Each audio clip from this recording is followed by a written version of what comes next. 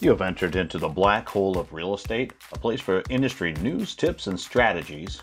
Once you enter into our vortex, even if you could leave, you're probably going to want to stick around. I'm your host, Ron Weiss-Sikarski, and you are now entering the black hole of real estate.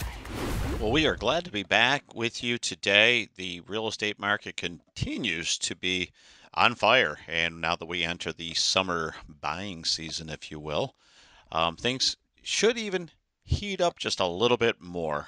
And I'm excited to tell you a couple things that are going on that will make it a little bit easier and a little bit harder to navigate this market.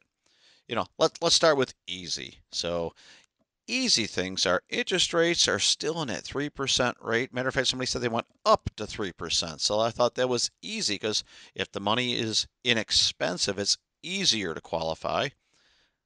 And a lot of people are concerned about inventory.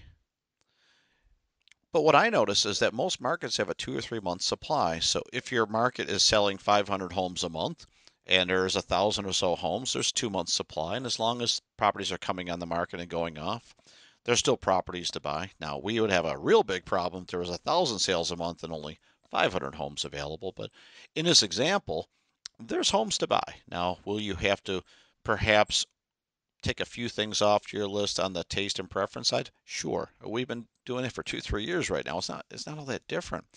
But we did an exercise and I draw back 8, 10 years ago. And wife and I, we sat down, we looked at a particular price point. That was 300, 400, or 500. But we said, let's just move it up, move it up. And I'm sure we got to at least a half million and could not find everything we wanted. And I can assure you at the time, we were nowhere near that price point as far as what we can, pay. We were somewhere, in the median, if you will. So he says, let's just try 600 and then seven and then eight. And now we're up to a million. Now we are 2 to 3 times what we could actually pay for a house at this time. But what was interesting, even at a million, there were still things we wanted to change. It was still missing something. There was still something that either had to be renovated or taken out or move a wall. And I guess what I want to say is no matter what price point you're in, there's going to be something that's not quite right or not quite perfect. I want to say perfectly imperfect. And I think that's what we are. So whether you're in the 100 to 200 price point or a little higher or even a lot higher, I think it's easy to get caught up in the house not having everything that you want. I'm not quite sure I've ever sold a whole house that ultimately had everything the buyer wanted. It has everything we want, but and what comes after the but? Those couple of things. But I think it's easy to get caught up in that right now. And as homes are available, they continue to sell and people are buying them, and then they make it their own. And that's the difference. House is what you purchase, home is where you live. And right now, I see a lot of houses becoming homes. And the properties that sold last year that weren't quite right, I'm getting calls right now and hearing about all the renovations going on, how those things are going well. And those houses have absolutely become homes, and we're excited about that. We're also hearing about supply chain and building materials, and it's going to be permanent until it's temporary. Another perfectly imperfect situation. We see that the cost of materials, lumber specifically, 4 to 5 times what it cost a year ago. It's definitely driving up the cost of building a new home, and it's definitely impacting some of the new home starts. No question about that. So as we have new home starts uh, decreasing by about 4% month over month, it causes me to wonder, is that something we expect to see for the next, I don't know, 30, 60, 90 days? Maybe, maybe not. There's an interesting thing that took place as the tax day came through in April and May for personal and for business. And I realize a lot of people are filing extensions. But there's a reality that a lot of people did better in the last year than they would have imagined, and others just held off on doing things, not knowing what the future might look like. And as things open up right now, I do believe that we are going to find something, and I mean something happening that will cause this market to have some more housing starts despite the increase in the cost and the materials. And ultimately, the prices will likely continue to be higher median sales price, throughout the rest of the summer and probably going through the rest of the year. Interest rates, even though they're talking about going up, we've been hearing that for about 2 years right now. I don't see it this year. So, things get easier and harder at the same time. So, interest rates are easy, and even a shortage of materials um, might be a little bit more difficult. But ultimately, we're going to find that there is going to be some distance in this market, and people will continue to buy, and they are going to continue to move this market upward as we see more and more properties coming on the market.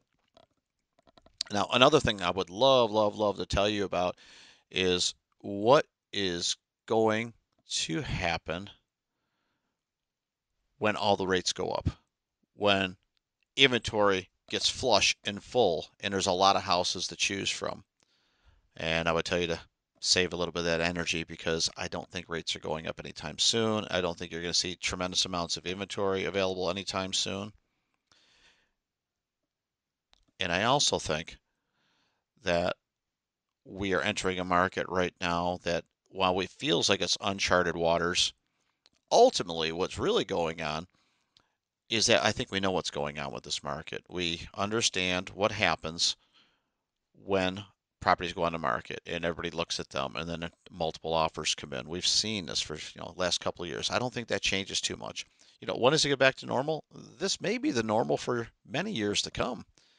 There's such a gap in the inventory level right now, specifically in Florida, that it's not going to be overcome in a month or probably not even in a year.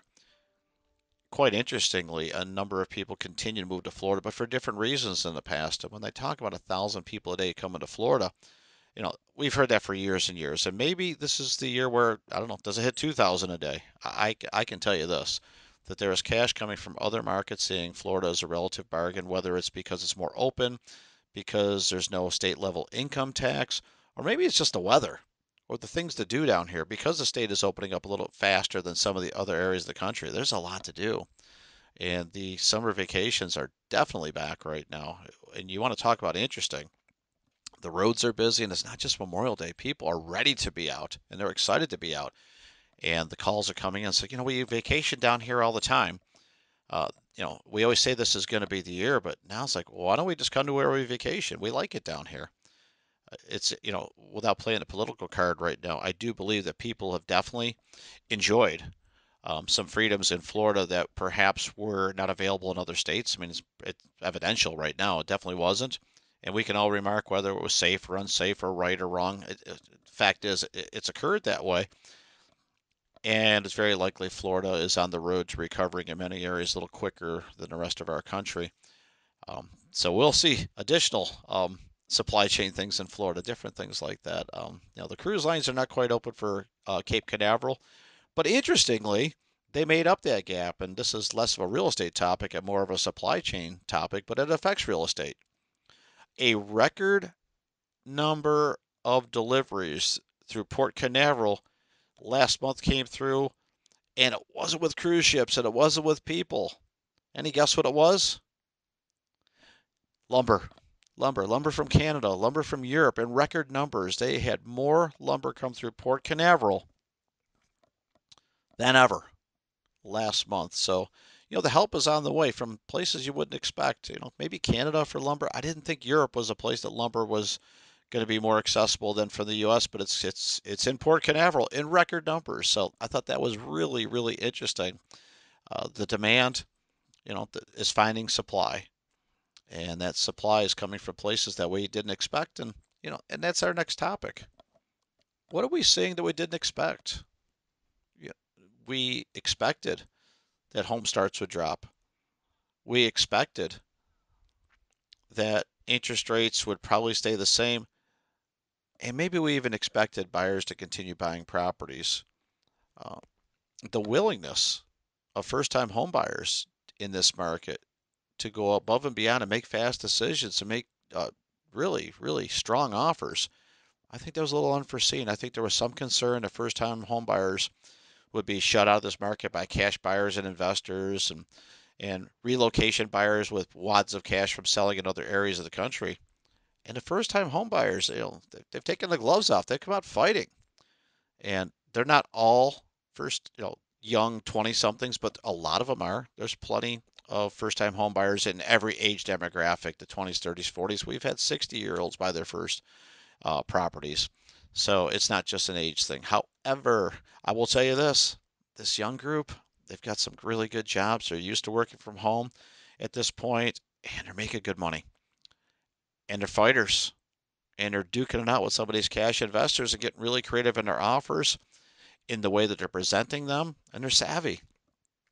And I'm excited that among the first time group, they're fast learners. They see how the market is being played. And I'm not saying they're gamifying it right now, but they're competitive. So if you're a cash buyer and you're relocating the area, or maybe just overconfident at this point that your cash will trump all, I got news for you. Most sellers, if it's a matter of $5,000, they'll wait a few extra weeks to get it from a loan, from a savvy first-time home buyer that's willing to pay more than a cash buyer. And in the past, cash got you a discount, and while in some cases it might, not as often as you would think. So, yeah, thumbs up. First-time home buyers duking it out and coming in strong right now. And maybe that's something we didn't expect to see. I look forward to catching up with you guys throughout the summer right now, and I hope that you have an awesome, awesome week. This is Ron Wojciechowski for the Black Hole of Real Estate.